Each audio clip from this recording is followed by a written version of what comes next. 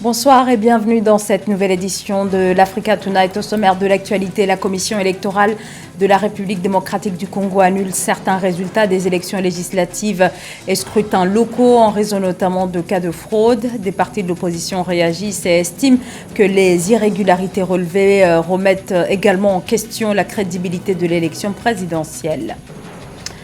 L'accord entre l'Éthiopie et le Somaliland sur le port de Berbera, la Somalie qui dénonce une violation flagrante de sa souveraineté sur un territoire séparatiste non reconnu par la communauté internationale, annule l'accord qui devait permettre à l'Éthiopie d'avoir un accès à la mer Rouge. La crise de l'électricité en Afrique du Sud, Eskom, l'entreprise qui produit 90% du courant consommé dans le pays, ne parvient toujours pas à répondre à la demande. Gros plan à suivre dans ce journal sur cette crise énergétique et les réponses que compte apporter le gouvernement. Alors que les résultats des élections législatives provinciales et municipales partielles qui se sont tenues le 20 décembre 2023 sont toujours attendus en République démocratique du Congo, la commission électorale a annoncé ce samedi avoir procédé à l'annulation du vote pour les députations nationales et provinciales dans 2 circonscriptions en raison d'irrégularités. Autre décision, l'annulation des suffrages obtenus par 82 candidats aux législatives provinciales mais aussi aux municipales partielles à cause notamment de fraude. Une large majorité de candidats concernés sont issus de la coalition au pouvoir. Karine Selvam. Nouveau rebondissement en République démocratique du Congo. Dans la nuit de ce vendredi au samedi 6 janvier, la CENI a décidé d'annuler plusieurs votes en faveur d'au moins 82 candidats aux élections législatives, provinciales et municipales partielles qui se sont toutes tenues le 20 décembre dernier, simultanément aux élections présidentielles. Une décision qui a eu pour conséquence le report de l'annonce des résultats à une date ultérieure. Si les élections constituent l'un des piliers de la démocratie, les actes frauduleux dénoncés par la clameur publique et documentés par la suite par la CENI ont le potentiel de remettre en cause le bon fonctionnement de notre jeune démocratie. C'est la raison pour laquelle la CENI accorde une importance particulière aux conclusions de cette commission d'enquête. Et pour lui permettre de mener les investigations nécessaires sur les faits avérés des pratiques frauduleuses, la CENI, pour la toute première fois, n'a pas respecté son calendrier électoral et a reporté la publication des résultats provisoires des élections des députés nationaux et provinciaux prévues initialement le 3 janvier 2024. Cette décision a provoqué un déferlement de réactions tant de la part des électeurs que des candidats. La liste des noms des candidats et circonscriptions électorales concernées a par ailleurs été communiquée par la CENI. Sont annulés la totalité des suffrages obtenus par les candidats aux élections législatives, provinciales et communales dont les noms sont repris à l'annexe 1 de la présente. Article 3. Le membre du bureau ayant en charge le scrutin et la collecte des résultats, ainsi que le secrétaire exécutif national, sont chargés, chacun en ce qui les concerne, de l'exécution de la présente décision qui entre en vigueur à la date de sa signature. Au total, ces annulations concernent des candidats présents dans 36 des 182 circonscriptions électorales et 17 provinces sur les 26 du pays. Des ministres actuellement en poste sont également concernés, tels que celui du tourisme et celui de la formation professionnelle. Rappelons à ce jour que seul le résultat provisoire de l'élection présidentielle a été annoncé, à savoir Félix Tshisekedi, réélu avec 73% des votes. Une décision qui devra tout de même être confirmée dans les prochains jours par la Cour constitutionnelle. Dans l'actualité également, le Premier ministre issu du coup d'État, Lamine Zeine, demande le report de la rencontre qui était prévue le 10 janvier prochain avec la CEDEAO, la Communauté économique des États de l'Afrique de l'Ouest. Le Niger propose la date du 25 janvier, le temps pour la junte nigérienne d'organiser un dialogue national sans plus de précision. Pas de réaction officielle pour le moment du côté de la CEDEAO qui, le mois dernier, lors d'un sommet, a ouvert la voie à un allègement de ces sanctions à l'encontre du Niger en le conditionnant à une transition courte avant le retour des civils au pouvoir. Et toujours dans l'actualité nigérienne, des victimes civiles ont été découvertes après des frappes aériennes de l'armée nigérienne contre des terroristes dans la nuit de vendredi à samedi près de la frontière avec le Burkina Faso. C'est ce qu'indique un communiqué du CNPSP, le Conseil national pour la sauvegarde de la patrie. Aucun bilan officiel à l'heure où l'on se parle, mais certaines sources locales évoquent au moins 50 morts. Le président somalien Hassan Sheikh Mohamud a signé samedi 6 janvier une loi annulant un accord maritime qu'il estime illégal entre l'Éthiopie et la région séparatiste du Somaliland. Cet accord devait garantir à l'Éthiopie enclavée un accès à la mer Rouge. Mogadiscio a dénoncé une agression et une violation flagrante de sa souveraineté. Les explications de Nathalie Mou. L'accord portuaire entre l'Éthiopie et le Somaliland, annulé le 6 janvier 2024 par une ordonnance du président somalien Hassan Sheikh Mohamud. Le dirigeant du pays de la Corne de l'Afrique n'a pas divulgué de détails spécifiques concernant le contenu de la nouvelle loi ni le calendrier de son approbation par le Parlement somalien. Le mémorandum d'entente entre l'Éthiopie et le Somaliland sur l'allocation de 20 km de côte pendant 50 ans sur le port de Berbera représente pour le gouvernement somalien une violation de l'intégrité du territoire national.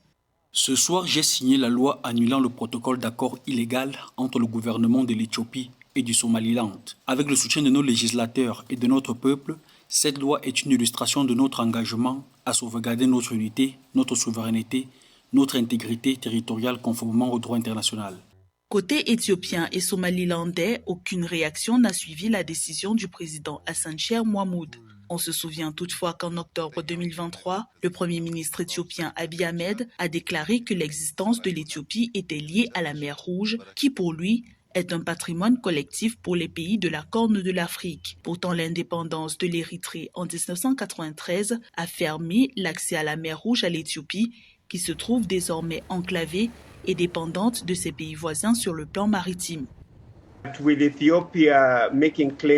Alors que l'Éthiopie revendique le Somaliland, à travers cet accord, des groupes rebelles comme El-Shabaab utiliseront cela pour justifier la mobilisation et les attaques terroristes contre l'Éthiopie, car la Somalie pourrait considérer qu'il s'agit d'un empiétement majeur sur son intégrité territoriale. Je pense qu'à l'avenir, nous pourrions réellement assister à des tensions au niveau diplomatique, politique et économique.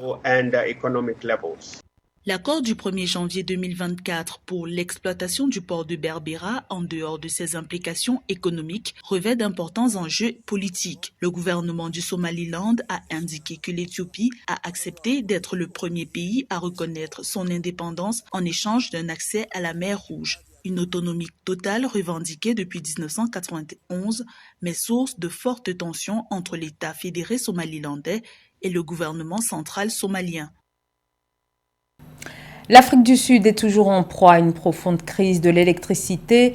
Eskom, l'entreprise publique qui fournit la grande majorité de l'électricité du pays, est plombée par un parc de centrales à charbon défaillantes. Conséquence, une incapacité à produire suffisamment d'électricité, ce qui entraîne régulièrement des délestages. Face à ces coupures, que prévoit le gouvernement pour tenter d'endiguer la profonde crise de l'électricité qui mine le quotidien et l'économie de la première puissance industrielle du continent africain? Élément de réponse dans ce sujet de Sarah Yemeli. En Afrique du Sud, le ministère des Entreprises publiques et le ministère de l'Électricité ont signé le 5 janvier 2023 un protocole d'accord afin de clarifier leurs responsabilités respectives concernant la Commission sud-africaine d'approvisionnement en électricité Eskom et la résolution de la crise énergétique dans le pays. Selon les données officielles, Eskom, la première des compagnies de production et de distribution d'électricité en Afrique du Sud, produit environ 85% de l'électricité utilisée dans le pays et environ 45% de l'électricité utilisée en Afrique. Eskom produit, transporte et distribue de l'électricité aux clients industriels, miniers, commerciaux, agricoles et résidentiels ainsi qu'aux redistributeurs. Bien que des progrès significatifs aient été réalisés pour réduire la gravité des délestages, il reste encore beaucoup à faire pour garantir la sécurité de l'approvisionnement en électricité. L'approche collaborative décrite dans le protocole d'accord renforcera encore les efforts d'Eskom pour résoudre la crise de l'électricité. Le protocole d'accord tient compte de la constitution d'Eskom et définit les rôles et les responsabilités du ministre de l'électricité. Ainsi, le ministre de l'électricité, Ngoshencho Ramokopa, est chargé de veiller à la mise en œuvre du plan d'action énergétique et du plan de relance de la production d'Eskom. Selon le ministre de l'électricité, le gouvernement multiplie les investissements, notamment dans le secteur nucléaire, pour une production supplémentaire de 2500 MW d'ici 2033 afin de répondre aux questions de sécurité nationale et de souveraineté énergétique. Nous sommes toujours saisis de la responsabilité de veiller à ce que les lumières restent allumées. Nous profitons également de cette période pour faire ce que nous appelons de la maintenance d'opportunités, étant donné que certains d'entre vous sont des utilisateurs intensifs d'énergie. Au cours de ces dernières années, l'économie sud-africaine s'est développée à un rythme rapide, ce qui a entraîné une augmentation de la demande d'électricité. La capacité de production de l'Afrique du Sud est restée constante alors que la demande n'a cessé d'augmenter, ce qui a entraîné une pénurie d'électricité. Actuellement, le charbon, principale source d'énergie de l'Afrique du Sud, représente environ 80% du mix énergétique du pays. Selon le plan de ressources intégré IRP de 2019, 24 100 MW de sources d'énergie thermique conventionnelle, en particulier le charbon, sont susceptibles d'être mis hors service dans les 10 à 30 prochaines années. Chaque jour dans le monde, 800 femmes meurent durant leur grossesse ou en accouchant. L'Afrique subsaharienne est la région du monde où la mortalité maternelle est la plus forte. Plus de 500 décès pour 100 000 naissances, une problématique qui se pose notamment au Cameroun. Un sujet sur lequel intervient notamment la première dame, Chantal Biya, qui a lancé des actions en faveur de la santé de la mère et de l'enfant. Catherine Gombe. Ce geste, la première dame camerounaise l'a répété plusieurs centaines de fois ce 6 janvier 2024 à la résidence principale du palais de l'unité de Yaoundé. 24 heures après la cérémonie de présentation des vœux au chef de l'État Paul Biya, c'était au tour de son épouse Chantal Biya de recevoir les vœux de Nouvel An présentés par les épouses des membres du corps diplomatique et celles des membres des corps constitués nationaux. Des moments qui ont permis de mettre en lumière les actions de la première dame en faveur de la santé de la mère et de l'enfant, leur épanouissement ainsi que celui des couches défavorisées de la société. L'engagement de l'ambassadrice de bonne volonté de l'UNESCO a notamment contribué à réduire de 14,2% le taux de transmission du VIH de la mère à l'enfant et a fait reculer la mortalité néonatale de 31 à 28 décès pour 1000 naissances vivantes entre 2011 et 2018. C'est que la sensibilisation des mères en périphérie à ce qu'une grossesse se suit. Une grossesse doit être suivie. Vraiment, ça c'est le premier défi pour la réduction de la mortalité maternelle et infantile. C'est qu'au Cameroun, qu'aucune femme ne soit plus enceinte sans être suivie, sans avoir un suivi correct, parfait. Ça ne coûte pas cher. Le ministre, comme vous le savez, le ministère de la Santé a mis la femme enceinte en priorité pour la couverture santé universelle. D'après les prévisions de l'Union africaine, la population totale de l'Afrique atteindra près de 2,5 milliards d'habitants d'ici 2050, faisant ainsi de l'Afrique le continent le plus riche en termes de capital humain. Seulement pour cette population, l'accès aux soins de santé sera un défi majeur pour le développement durable du continent. La première dame Chantal Biya ne ménage pas ses efforts pour faire du Cameroun une référence en matière de santé et de reproduction dans la sous-région Afrique centrale. Ceci passe notamment par son plaidoyer et ses nombreux investissements dans le domaine de la recherche médicale. Le plaidoyer de la première dame continue pour que les ressources soient toujours mobilisées, pour que et la mère enceinte et la jeune fille en âge de procréer et les nouveau-nés bénéficient des meilleurs soins qui soient. À terme, la vision de la première dame est qu'aucune femme ne décède en couche de cause évitable. Pour ce faire, elle a initié plusieurs projets tels que le centre mère et enfant de la fondation Chantal Biya qui a vocation à suivre la grossesse et l'enfant jusqu'à ses 2 ans, et du centre de recherche et d'application en chirurgie endoscopique et de reproduction humaine de Yaoundé. Encore quelques jours avant le coup d'envoi de la compétition, la 34e édition de la Coupe d'Afrique des Nations de football qui se déroulera du 13 janvier au 11 février en Côte d'Ivoire avec 24 sélections engagées. Le tournoi va se disputer dans 5 villes.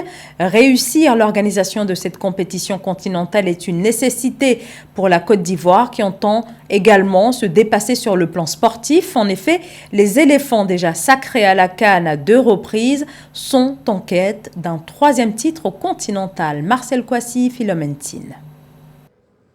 En attendant d'ouvrir le bal face à la Guinée-Bissau le 13 janvier 2024, la Côte d'Ivoire, pays hôte de la 34e édition de la Coupe d'Afrique des Nations de football, est confiante quant aux performances et à l'état d'esprit des éléphants. S'exprimant lors d'une conférence de presse tenue le 5 janvier 2024, le sélectionneur de l'équipe nationale de Côte d'Ivoire, Jean-Louis Gasset, se félicite des résultats positifs du stage des éléphants. C'est un match amical, c'est un match qui finit un stage qui s'est très bien passé. On voulait être dans les conditions de Cannes. On voulait souffrir par le travail, par la chaleur et voir comment le groupe réagissait à l'effort. Et tout a été extrêmement positif. Le bon état d'esprit, il est là. Il est là. Il est dans les moments un peu plus compliqués de dire mais il y a un match dans 3 jours et c'est peut-être toi qui vas le faire gagner. Il faut qu'on arrive à cet état d'esprit-là collectif pour qu'on arrive à faire de grandes choses. Au regard de la liste des 27 joueurs confirmés le 3 janvier 2024 par Jean-Louis Gasset, les joueurs de la sélection ivoirienne qui pour certains disputent pour la première fois la CAN et à domicile bénéficient de l'expertise des plus anciens. À l'approche d'une compétition comme la CAN, il est important de ne pas trop vite s'emballer parce qu'on a un groupe avec beaucoup de jeunes joueurs, il y a beaucoup qui vont découvrir la CAN pour la première fois. Donc, il ne faut pas trop vite leur mettre la pression et il faut aller tranquillement. Et ne pas être prêt avant ou après, mais être prêt au bon moment. On est chanceux d'être ici et les joueurs que le coach a choisis pour mener cette mission aussi importante. Donc, à nous de savoir saisir cette chance-là, cette opportunité-là et de tout donner. Et jouer une CAN dans son pays, on n'a pas besoin d'expliquer à qui que ce soit l'importance que c'est. Après un séjour de 5 jours à San Pedro, les éléphants de Côte d'Ivoire ont regagné leur base à Abidjan pour les derniers ajustements avant le début du tournoi continental prévu le 13 janvier 2024. C'était le journal de la rédaction. Merci à vous tous de nous avoir suivis. Restez avec nous sur Africa 24, l'information continue.